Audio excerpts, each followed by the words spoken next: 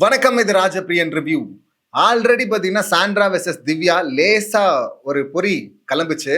அது வந்து சாண்ட்ரா வந்து பிரஜன் தன்னை ஓரங்கட்டுறாரு, இக்னோர் பண்றாரு அப்படின்னு சொல்லிட்டு அப்பா இறந்த மாசம் அப்படின்னு சொல்லிட்டு போய் அழுதுட்டு இருந்தாங்க, ஃபீல் பண்ணிட்டு இருந்தாங்க.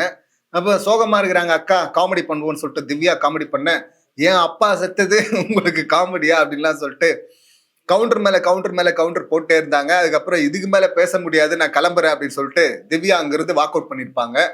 அடுத்து இவங்க பிரச்சனை இன்னும் பெருசா வரும் ஒரு நாள். அப்ப என்ன பண்றாங்க பார்ப்போம். அதை பார்க்கணும்னு ஆவலா இருக்கிறோம் அப்படின்னு சொல்லியிருந்தோமா. ஸோ இப்ப அந்த பிரச்சனை வந்திருக்கு. திவ்யா வெர்சஸ் சாண்ட்ரா அப்படின்னு சொல்லிட்டு. ஆக்சுவலி பாத்தீங்கன்னா இந்த பிரச்சனைகள்லாம் காரணம் ரெண்டு பேர் மைண்ட்லயும் ஒண்ணு இருக்கு. சுபிக்ஷா மேல செம்ம கடுப்புல இருக்கிறாங்க சாண்ட்ரா. என்னாச்சு கர்வம் பிடிச்ச நாய்ங்களா அப்படின்லாம் சொல்லிட்டாங்கல்ல, அது இவங்களை கடுப்பேத்திடுச்சான். இவங்க சுபிக்ஷாவே நாய்ங்கிறாங்கன்றது வேற கதை. அடுத்து இந்த பக்கம் பாத்தீங்கன்னா கானா வினோத் மேல செம்ம கடுப்புல இருக்கிறாங்க திவ்யா. ஸோ இந்த ரெண்டு பேருமே ஸ்ட்ரைட்டா இதை பேசிக்காம வேற வேற பாயிண்ட்ல வந்து சுத்தி வந்து பேச வந்து கடைசியில இவங்க ரெண்டு பேரும் பாத்தீங்கன்னா அடிச்சுக்கிற மாதிரி ஆயிடுச்சாங்க.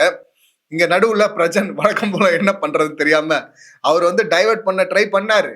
அவர் பண்ணதெல்லாம் பாத்தீங்கன்னா இன்னும் பிரச்சனையை அதிகமாக்குற மாதிரி தான் இருந்தது. மேன் ஹேண்ட்லிங் பண்றாங்க, இது வந்து அக்ரெஸா கேம் ஆடுறாங்க அப்படின்னு சொல்லிட்டு திவ்யா சொல்றாங்க. காரணம் கானா வினோத் மேல அவங்க எழுதின கம்ப்ளைண்ட் ஆல்ரெடி இருக்கு. ஸோ அதனால அவங்க அதை சொல்ல, அப்படியெல்லாம் யாரும் பண்ணல, இங்க வந்து இவரை கூட தான் லாக் பண்ண போகணும். பிரஜன் பாத்தீங்கன்னா அந்த ஃபர்ஸ்ட் ரவுண்ட்ல மாடர்ன் சினிமா நெக்லஸ் ஆட்டையை போட போயிருப்பாங்கல்ல, சம்மந்தம் எல்லாம் பொருளை தூக்கி அடிச்சிருப்பார்ல, இந்த கம்ருதன் கானா வினோத் இவங்க எல்லாம் பண்ணாங்கல்ல. அப்ப பாத்தீங்கன்னா ஃபர்ஸ்ட் அந்த டீம்ல எல்லாருமே மாடர்ன் சினிமா டீம் மட்டும் ஒட்டுமொத்தமா அங்க போயிட்டாங்க. ரெட்ரோ சினிமால இருந்து பிரஜன் மட்டும் தான் வந்தாரு.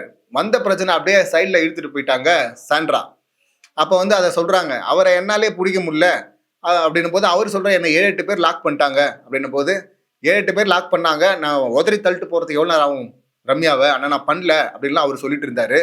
ஆமா, பெண்கள் வந்து பண்ணலாம், ஆனா ஆண் வந்து பண்ணா கஷ்டம், அது வேற மாதிரி ஆயிடும்ல அப்படின்லாம் சொல்லிட்டு திவ்யா சொல்ல, அப்படியெல்லாம் என்ன ஆகும், ஒன்னும் ஆகாது அப்படின்லாம் சொல்லிட்டு மேன் ஹேண்ட்லிங் அப்படிங்கிறத நான் ஏத்துக்க மாட்டேன் அப்படின்னு சொல்லிட்டு சாண்ட்ரா சொல்றாங்க. இப்ப சாண்ட்ரா அதை சொன்னதுக்கு பார்த்தீங்கன்னா கவுண்டரா சாண்ட்ரா பண்ண ஒரு தப்பை எடுத்துட்டு வந்து தப்புன்னு சொல்லிட்டு அப்படின்ற மாதிரி எடுத்துட்டு வராங்க அவங்க. நீங்க வந்து விக்கல்ஸ் விக்ரம வந்து ஷர்ட்டை பிடிச்சி இழுத்தீங்களாக்கா அப்படின்னு சொல்லும் போது, நான் என்ன கழுத்தை பிடிச்சி இழுத்தேன், சட்டை தானே இழுத்தேன், அதுவும் ஷர்ட்டை மட்டும் இழுக்காம கோட்டு ஷர்ட்டு அவரை பிடிக்க வேணாம் அப்படின்னு சொல்லிட்டு அது ரெண்டை பிடிச்சி இழுத்தேன், நான் கழுத்தை பிடிச்சி இழுத்த மாதிரி சொல்லிட்டு இருக்கிறேன் அப்படின்லாம் சொல்ல, அதான் இவங்களை நேரடியா குற்றம் சொல்ற மாதிரி சாண்ட்ரா நினைச்சுக்கிட்டாங்க. இப்ப திவ்யா சொல்றாங்க, நான் அப்படி சொல்லக்கா, அதை நான் பார்க்கும்போது எனக்கு என்ன திடீர்னு இப்படி சண்டை போட்டுக்கிறாங்க அப்படின்ற மாதிரி தோணுச்சு. அதே போல அவருக்கு ஒரு பர்ஸ்பெக்ஷன் இருக்கும், பர்செப்ஷன் எனக்கு ஒன்று இருக்கு, பாயிண்ட் ஆஃப் வியூ, நான் பார்த்ததுல இருந்து நான் ஒன்று புரிஞ்சுக்கிறேன், அதே போல உங்களுக்கு ஒன்று இருக்குல்லக்கா அப்படின்னு சொல்லிட்டு அவங்க சொல்றாங்க. ஸோ இதெல்லாம் எதுக்கு சொல்றாங்கன்னா, ரெண்டு பேர் மைண்ட்லயும் ரெண்டு பேர் இருக்கிறாங்க. திரு பிரஜன் என்ன பண்றாரு, ரம்யா தானே இந்த பிளான்லாம் உங்களுக்கு போட்டு கொடுத்தது அப்படின்னு சொல்லிட்டு சொல்ல, நம்ம பார்த்ததுல வந்து கானா வினோத் தான் இந்த பெல்ட் எல்லாம் வச்சு எக்ஸ்பிளைன் பண்ணிட்டு இருப்பாரு. இது லிவிங் ஏரியா, இந்த லிவிங் ஏரியால நம்ம எல்லாம் இப்படி உட்காந்துருப்போம், நம்ம 3 பேர் வந்து சைட்ல போய் உட்காந்துருப்போம், அதாவது சபரி, கம்ருதன், வினோத், அப்பதான் எழுந்து ஓடி வரதுக்கு ஈஸியா இருக்கும் அப்படின்லாம் அவர் தான் பிளான் போட்டு இருந்தாரு. இது வந்து ரம்யா அப்படின்னு சொல்லி பிரஜன் சொன்னதும் பாத்தீங்கன்னா சாண்ட்ரா கடுப்பாகுறாங்க. அது இல்லாம சாண்ட்ராக்கு பிரஜன் மேல ஆல்ரெடி கடுப்பு இருக்கு. அந்த கடுப்புல வந்து என்ன பண்ணிட்டாங்க, டக்குன்னு உளறிட்டாங்க. இது பாரு, நீங்க ஆட்டத்தை ஆடு, ஆனா அதுக்காக வெளியே ஒரு லைஃப் இருக்குல்ல, அதை மறந்துடாத அப்படின்லாம் சொன்னவங்க, ஐயோ பர்சனலா பேசிட்டுமே அப்படின்னு சொல்லிட்டு டக்குன்னு அதை டைவர்ட் பண்ண என்ன பண்றாங்க, ரம்யாவுக்கு வெளியில ஒரு லைஃப் இருக்குல்ல, நீங்க பாட்டு போற போக்குல வந்து அவன் மேல வந்து பிராண்ட் பண்றீங்க அப்படின்லாம் சொல்லிட்டு இருந்தாங்க. இதுல என்ன இருக்கு, ரம்யாவே பிளான் போட்டதாவே இருக்கட்டுமே, அதனால என்ன போயிட்டு போகுது, இப்ப ரம்யாவுடைய பேர் என்ன கெட்டு போயிட்டு போகுது இல்ல. அது இல்ல, இவங்களுக்கு பிரஜன் மேல இருக்கிற அந்த கடுப்பு, இக்னோர் பண்றாரு அப்படிங்கிற அந்த கடுப்பு, ஸோ அந்த சுபிக்ஷா மேட்டர்ல இக்னோர் பண்ணாரு அப்படிங்கிற அந்த கடுப்பு, ஸோ அதை வந்து அதான் அங்கதானே சொன்னாங்க, புள்ளியும் கிள்ளி விட்டு தொட்டிலையும் ஆட்டி விடுற அப்படின்னு, அந்த கடுப்பை வந்து காட்ட வந்துட்டு அப்புறம் அப்படியே பல்ட்டி அடிச்சிட்டாங்க இவங்க. ஸோ இப்போ ரம்யாவை பத்தி இவங்க சொல்லும் போது அவர் சொல்றாரு, நான் சொல்லம்மா, எஃப்ஜே உங்க டீம் ஆள் இருக்கான்ல அவன் தான்மா சொன்னான், கனி நான் இருந்தோம், இன்னும் 3 பேர் இருந்தோம்மா, நான் மட்டும் தனியா இல்ல அப்படின்லாம் சொல்ல, ஓ அப்படி சொன்னானா, அவன் சொன்னானா எனக்கு தெரியாது, ஆனா அவெல்லாம் அது மாதிரிலாம் பண்ணல அப்படின்னு சொல்ல, கனி இருந்தாங்க, நீ வேணா அங்க போய் கேட்டு பாரு, நான்லாம் ஒன்றும் ரம்யா வந்து பிராண்ட் பண்ணலையே, தப்பாலாம் சொல்லியே அப்படின்னு சொல்லிட்டு அவரு அந்த பக்கம் வந்தாரு. சரி, உடனே இந்த இடத்துல திவ்யா உள்ள வராங்க. சரிக்கா, நீ சொல்றதெல்லாம் கரெக்டுக்கா, இப்ப ரம்யாவுக்கு வெளியில ஒரு லைஃப் இருக்கு, அவளை அப்படி சொல்லக்கூடாதுன்னு சொல்றீங்க. பார்வதி என்ன பண்ணிட்டு இருந்தாங்க, உங்க டீம்ல சேர்ந்த பார்வதி அங்க என்ன பேச்சு பேசுறாங்க, டாஸ்க் நடுவுல பிக் பாஸ் பேசுவாருன்னு சொல்லிட்டு வெயிட் பண்ணிட்டு இருக்கிறோம், நடுவுல பாத்தீங்கன்னா விடாம என்னெல்லாம் பேசினாங்க, அவங்களுக்கு வெளியே லைஃப்லாம் இல்லையா அப்படின்லாம் சொல்ல வர, என்ன பேசினா, அவளுக்கும் எஃப்ஜேக்கும் பஞ்சாயத்து, அதனால பேசிட்டு இருந்தா அப்படின்லாம் சொல்ல, சரி என்ன வார்த்தை பேசினா அப்படின்னு கேட்க, ஏங்க ஞாபகம் வச்சுக்கிற மாதிரியான வார்த்தை எங்க அவங்க எல்லாம் பேசினாங்க, அதெல்லாம் மனப்பாடம் பண்ண முடியுமா அப்படின்லாம் வந்து திவ்யா சொல்றாங்க. உடனே இவங்க என்ன பண்ணிட்டாங்க, நீ அங்க வர்றியா அப்படின்னு சொல்லிட்டு, நீ கூட தான் வந்து கமருதனோட சண்டை போட்ட லிவிங் ஹால்ல அப்படின்லாம் சொல்ல, பாருங்க நான் சண்டை போட்டது வந்து நார்மலா இருக்கும்போது, அவங்க பார்வதி வந்து கத்திக்கிட்டே இருந்தது, பிக் பாஸ் பேசுவாரு, பிக் பாஸ் வெயிட் பண்றாரு, அமைதியாரு சொல்லிட்டு ரம்யால இருந்து சபரில இருந்து எல்லாரும் சொல்லி பார்த்தாங்க. யார் என்ன சொன்னாலும் விஜய் சேதுபதியே பேசினாலும் நான் இப்படிதான்டா பேசுவேன் அப்படின்ற டோன்ல தான் அவங்க பேசிட்டு இருந்தாங்க. பிக் பாஸ்னாலும் அவங்க ரொம்ப நேரமா சண்டை போட்டு இருந்தாங்கல்ல. சோ அதனால அதையும் இது எப்படி ஒன்னாகும் அப்படின்னு சொல்லிட்டு திவ்யா அந்த பக்கம் கேட்க, ஏங்க நம்மளை விட அவங்க வந்து அதிகமா இருந்திருக்கிறாங்க இந்த இடத்துல பார்வதி. சோ அதிகமா நாள் இருக்கு, அவளுக்கு தெரியாத எங்க பேசணும், என்ன பேசணும், எவ்வளவு பேசணும்னு.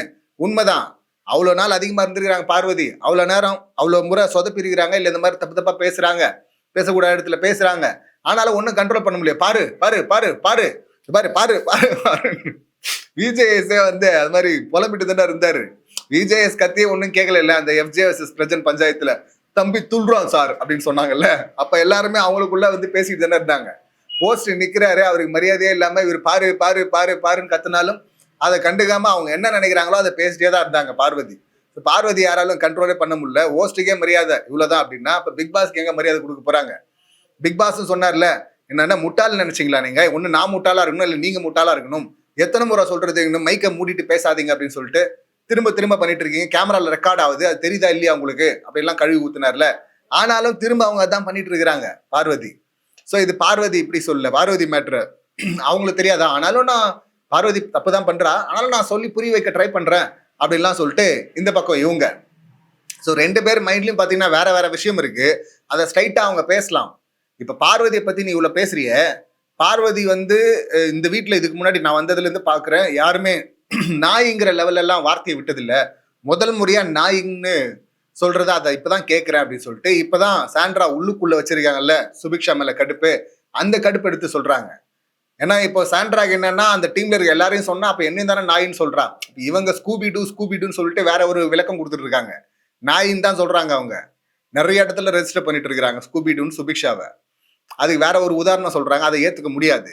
ஆனா இவங்க என்ன சொல்றாங்கன்னா, இந்த மாதிரி எல்லாரையும் பார்த்து பொது சபையில நாயின்னு சொல்றா, இதுதான் முதல் முறை அப்படின்னு சொல்லும் போது உடனே திவ்யா வந்து அதுக்கு ஆப்போசிட்டா பேசுவாங்கல்ல. அவங்களுக்கு கடுப்பு வந்து சுபிக்ஷா மேல கிடையாது, அவங்க டீம் ஆள் மேல கிடையாது, ஆப்போசிட் டீம் சாண்ட்ரா டீம்ல இருக்கிற கானா வினோத் மேல தானே கடுப்பு. ஸோ அதனால அவங்க என்ன சொல்றாங்கன்னா, அக்கா இதுக்கு முன்னாடி இந்த வீட்டுல யாரோ என்னென்னவோ வார்த்தையெல்லாம் பேசியிருக்காங்கக்கா, இவ இதுக்கு முன்னாடி எந்த பிரச்சனையாவது இந்த மாதிரி அப்படின்னு ஆரம்பிக்கிறாங்க. அங்கேயே கட் பண்ணிட்டு சூப்பர்மா இப்ப அவ கரெக்டா பேசினா நான் தப்பாமா, ஓகேம்மா புரியுதுமா அப்படின்னு சொல்லிட்டு சாண்ட்ரா ஏஞ்சிட்டாங்க. நான் இன்னும் சொல்லி முடிக்கவே இல்லையே, முடிக்கிறதுக்கு முன்னாடி நீங்க ஏஞ்சிக்கிறீங்களே அப்படின்லாம் சொல்ல. இதுல ரெண்டு பேருமே பாத்தீங்கன்னா செம்ம ஷார்ப் மைண்டுங்க, சாண்ட்ராவும் சரி திவ்யாவும் சரி. இவங்க சொல்ல வந்த அர்த்தம் அதுதான். இதுக்கு முன்னாடி யாரோ என்னென்னவோ பேசியிருக்கிறாங்க, இவனா இது மாதிரி இந்த பிரச்சனை ஏதாவது பேசியிருக்காளா, இல்ல அப்படின்னு தான் அர்த்தம் வருது அதுக்கு. அது அவங்க முடிக்கிறதுக்கு முன்னாடி இவங்க கரெக்டா புடிச்சிட்டாங்க. இவங்க சொல்ற விஷயத்த இவங்க முடிக்கிறதுக்கு முன்னாடி அவங்க கரெக்டா புடிச்சிடுறாங்க. ஆனா என்னன்னா திவ்யாவுக்கு ஒரு பெரிய பிரச்சனை இருக்கு, ஆர்டிகுலேஷன் ஸ்கில் குறைவா இருக்கு. அதை கரெக்டா வெளிப்படுத்துறது இருக்குல்ல, அங்க வந்து திணறாங்க திவ்யா. இதுவரை விஜேஎஸ் அடிச்சதுனாலதான் அவங்க கன்ஃபியூஸ் ஆனாங்க, இல்ல கொஞ்சம் அடங்கி வாசிக்கிறாங்கன்னு பார்த்தா நிஜமாவே அவங்களுக்கு வந்து கிளியரா அதை சொல்ல வரல ஒரு கான்வர்சேஷன். அதுதான் இவ்வளவு நாள் எல்லாரும் கம்ப்ளைண்டா வச்சிருந்தாங்க. அது உண்மைதான், அது கிளியரா இங்க பார்க்க முடியுது. ஸோ இங்க சாண்ட்ரா எழுந்துட்டு அப்ப நான் தப்பு அவ கரெக்டா சுபிக்ஷா அப்படின்லாம் சொல்லிட்டு இருக்காங்க. இதுல என்ன காமெடினா இவங்க மூணு பேரும் சுபிக்ஷான்னு பேசி சண்டை போட்டுக்கிறாங்க. கொஞ்சம் பின்னாடி தள்ளி பார்த்தீங்கன்னா எஃப்ஜேவோட அவங்க இந்த பக்கம் அந்த பக்கம் நடந்துட்டு இருக்கிறாங்க சுபிக்ஷா. அங்க பேசுற மாதிரி இருக்கு, ஆனா அவங்க காது ஃபுல்லா இங்கதான் இருக்கும். ஒரு வகையில அவங்களும் எல்லாம் ஒட்டு கேட்கறது இந்த மாதிரி வந்து நின்னுக்கிறது அந்த வேலையை அவங்க பண்ணிட்டு தான் இருக்கிறாங்க. ஆனா இங்க சுபிக்ஷா பிரச்சனையே கிடையாது இவங்களுக்கு. இவங்க சாண்ட்ராக தான் சுபிக்ஷா பிரச்சனை, வினோத் தான் அங்க பிரச்சனை. இந்த டாபிக்ல தான் இவங்க இரிட்டேட் ஆகி ஏந்துக்கிறாங்க. ஏஞ்சிட்டு கடைசியா என்ன சொல்றாங்க, நான் அப்படிதான் சொன்னேன்னு நினைச்சேன்னா திவ்யா சொல்றாங்க, நான் அப்படிதான் சொன்னேன்னு நினைச்சீங்கன்னா சரிக்கா விடுங்கக்கா, சாரிக்கா நான் தப்பாவே இருக்கட்டும்க்கா அப்படின்லாம் சொல்ல. இப்போ சாண்ட்ரா வந்து இந்த மாதிரி இந்த வீட்டில் எனக்கு இருக்கிறது ரெண்டு ஃப்ரெண்ட்ஸ், எனக்கு ஏதாவது பிரச்சனைனா உங்ககிட்ட தான் தைரியமா பேச முடியும். அப்படி வந்து நான் பேச வந்தா இக்னோர் பண்றாரு அவரு. அதை நான் ஏற்கனவே உங்ககிட்ட அட்ரஸ் பண்ணியிருக்கேன் அப்படின்னு சொல்ல, உன்னை யாரும் இக்னோர் பண்ணலக்கா, இப்ப நீ தான்க்கா இக்னோர் பண்ணிட்டு போயிட்டு இருக்க அப்படின்னு சொல்லிட்டு திவ்யா. சாண்ட்ரா சொல்ல வந்த விஷயமே வேற. என்னன்னா பிரஜன் வந்து அவங்களுக்காக சுபிக்ஷா பிரச்சனை அந்த சேர் பிரச்சனைல பேசல அப்படிங்கறதா சாண்ட்ராவுடைய பிரச்சனை. அவர் இக்னோர் பண்றாரு, அதனால அதைத்தான் நான் உங்ககிட்ட அட்ரஸ் பண்ணேன்னு தான் சொல்றாங்க. அதுதான் நம்ம அந்த அப்பா செத்துட்டாரு ஃபீல் பண்ணிட்டு இருக்கேன்னு சொன்னாங்கல்ல, அப்ப வந்து பிரஜன் வந்து இது மாதிரி அவாய்ட் பண்றாருன்ற மாதிரி தான் அவங்க சுத்தி வந்திருப்பாங்க. அதை நான் உங்ககிட்ட அட்ரஸ் பண்ணியிருக்கேன் அப்படின்னு சொல்ல வந்தது. இவங்க என்னடான்னா, நான் யாருமே உன்னை இக்னோர் பண்ணலையே அப்படின்னு சொல்லிட்டு அப்படி எடுத்துக்கிட்டாங்க. உடனே கடுப்பான சாண்ட்ரா பார்த்தீங்கன்னா, எப்பா இதான்ப்பா இந்த வீட்டில் இருக்கவங்களாம் சொல்லிட்டே இருக்கிறாங்க. நம்ம ஒன்று சொல்ல வந்தா அதை ஃபுல்லா கேட்காம நீ வேற ஒன்றை பிடிச்சி ட்விஸ்ட் பண்ற நீ இது பத்தியா அப்படின்னு சொன்னதும் பார்த்தீங்கன்னா, இப்போ பயங்கரமா ஹிட் ஆயிடுச்சு திவ்யாவுக்கு. ஓ அப்ப நான் உங்க கூட ஃப்ரெண்டா இங்க பழகிட்டு இருந்தா, வீட்டுல இதுவரை என் மேல வச்ச கம்ப்ளைண்ட் எல்லாம் உண்மை நீயே சொன்னா, அப்போ நீயும் அவங்க ஆளா? அப்படி வரியா நீ என்ன மொத்தமா டார்கெட் பண்றியா அப்படின்னு சொல்லிட்டு இவங்க கடுப்பாயிட்டு, ஓகேக்கா சூப்பருக்கா, இப்ப வீட்டுல இருக்கவங்க எல்லாம் சொல்றாங்க நான் தப்புன்னு, அப்ப நீங்களும் அதை வந்து சொல்றீங்க. ஓகேக்கா நான் தப்பு, நான் தான் ட்விஸ்ட் பண்றேன்ல, எல்லாரும் சொல்ற மாதிரி நான் தான் ட்விஸ்ட் பண்றேன்ல, ஆமாக்கா நான் தான்க்கா ட்விஸ்ட் பண்றேன் அப்படின்னு சொல்லிட்டு அவங்க எந்திரிச்சு கோவமா போயிட்டாங்க. போகும்போது பிரஜன் சொல்லிட்டு இருக்கா, அப்படி எல்லாரும் முன்னாடி அசிங்கப்படுத்திட்டாங்கல்ல.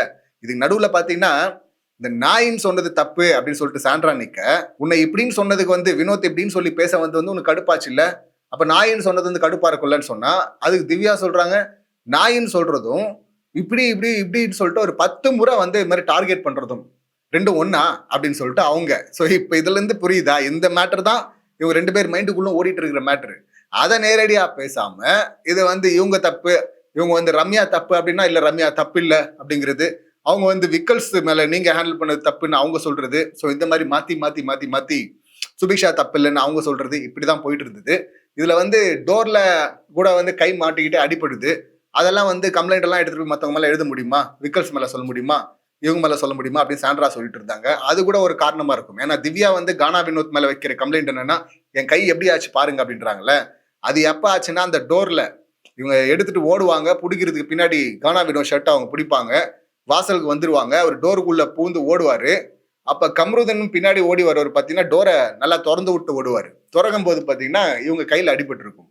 இது கானா வினோத் தான் காரணம் அப்படின்னு சொல்லிட்டு அவங்க அந்த பக்கம் கேஸ் எழுதிட்டு இருக்காங்க திவ்யா. ஆனா கதவு திறந்தது 2வது பாத்தீங்கன்னா கம்ருதன் தான் அங்க. சோ இந்த பிரச்சனை தான் 2 பேருடைய 2 டீமா பிரிச்சார்ல, இது பிக் பாஸே பிரிச்சது. பிக் பாஸ் ஏன் இந்த மாதிரி பிரிச்சாருன்னா, ரம்யா ஒன்று சொன்னாங்கல்ல, இது மோசமான டீம் எல்லாம் ஒரு பக்கம் போட்டாங்க, யார் வெளியே போகணும்னு நினைக்கிறாரோ அந்த இடத்துல போட்டார் போலகுது, இவங்க எல்லாம் விளையாட மாட்டாங்கன்னு நல்லா விளையாடுறவங்க எல்லாம் ஒரு பக்கம் போட்டாங்க. இது பிக் பாஸ் பிளான் பயங்கரமா இருக்கு அப்படின்னு அவங்க சொல்லிட்டு இருந்தாங்க. ஆனா இந்த மாதிரி பிரிச்சு விட்டது மூலியமா டாஸ்க்ல வந்த பிரச்சனை இதுவரை பர்சனலா இவங்களுக்குள்ள சண்டையே வராது அப்படிங்கிற மாதிரி இருந்ததுல, அவங்க 3 பேருக்குள்ளுமே சண்டையை வர வச்சிருக்கு பாருங்க. இதுக்கு நடுவுல பார்வதியை பத்தி பேசும்போது விஜய் சேதுபதி ஒண்ணு சொன்னார்ல, பார்வதி கூட இருந்தே ஒண்ணு பண்றான்னு, அவ அது மாதிரி பண்றா, அதை நம்ம யாரும் கவனிக்கல சரியா அப்படின்னு சொல்லிட்டு பார்வதி பக்கம் இவங்க திருப்பி பார்த்தாங்க திவ்யா. ஆனா அவங்களுக்கு அதெல்லாம் பெருசு இல்லை, சுபிக்ஷாவை எப்படி நீ சரின்னு சொல்வ அப்படிங்கறதா சாண்ட்ரா பிரச்சனையா இருந்தது. சோ இப்போ மத்த டீம் எல்லாம் உடையுதும் எல்லா டீமும் உடையுன்னு பார்த்தா, இங்க உடைஞ்சது இந்த டீம் தான். இந்த இவங்களும் ஒரு குரூப்பா இருக்கிறாங்க, வைல்ட் கார்டு சொல்றதுல. சோ இந்த டாஸ்க் இந்த 3 பேருக்குள்ள சம்பவம் பண்ணிருக்கு. பிரஜனுடைய சுச்சுவேஷன் தான் பாவம். பிஜேஎஸ் முன்னாடி வந்து நான் சாண்ட்ராவை கட் பண்றேன் அப்படின்னு சொல்லிட்டு ஹீரோயிஸ்மா பேசுறா நினைச்சு பேசிட்டா அப்படி, அங்க விஜேஎஸே கலாச்சிட்டா அப்படி, அதாவது கேம்ல கட் பண்றேன்றத. ஓ கேம்ல கட் பண்றேன் சார், நான் கேம்ல தான் சார் சொன்னேன்னு சொன்னாரு. பட் ஆனாலும் அவங்க அவர் அப்படி இருக்க மாட்டாரு அப்படின்னு தானே விஜேஎஸே கலாச்சாரு. ரஜனை நம்பாதீங்க, அவர் அப்படிதாங்க சொல்லுவாரு அப்படின்லாம் சொல்லி கலாச்சார்ல. அப்ப நான் இருந்து காட்டுறேன் அப்படின்னு ப்ரூவ் பண்றேங்கிறதுக்காகவே அவர் ஒண்ணு பண்ணேன். அதனால சாண்ட்ரா கடுப்பாக, இந்த கடுப்புல பாத்தீங்கன்னா இங்க டாஸ்க்ல நடந்த சுபிக்ஷா வெர்சஸ் வினோத் பஞ்சாயத்து, இதுல சுபிக்ஷா பக்கம் போயிட்டு சுபிக்ஷா கரெக்ட் அப்படிங்கிற மாதிரி, கரெக்ட்ங்கிறத விட வினோத் தப்பு அப்படின்னு சொல்லிட்டு திவ்யா நிக்கிறாங்க, சுபிக்ஷா தப்பு அப்படின்னு சொல்லிட்டு சாண்ட்ரா நிக்கிறாங்க. 2 பேரும் ஆப்போசிட் டீம்ல இருக்கிறதுனால ஆப்போசிட் ஆட்களை குறை சொல்லிட்டு இருக்காங்க. இதுதான் இந்த பிரச்சனைகள்லாம் காரணம். இந்த பிரச்சனை இதோட நிக்க போறது இல்லை, ஏற்கனவே 1 ஸ்டார்ட் ஆயிடுச்சு, இது 2வது, அடுத்து 3, 4 அப்படின்னு சொல்லிட்டு பெருசா போகும்னு நினைக்கிறேன். இந்த சம்பவங்களை நீங்க எப்படி பாக்குறீங்க, உங்க கருத்துக்கள் என்ன அப்படிங்கறத கமெண்ட் பண்ணுங்க. இந்த வீடியோ பிடிச்சிருந்தா லைக் பண்ணுங்க, ஷேர் பண்ணுங்க, சப்ஸ்கிரைப் பண்ணுங்க. மீண்டும் அடுத்த வீடியோல சந்திக்கலாம். நன்றி, வணக்கம்.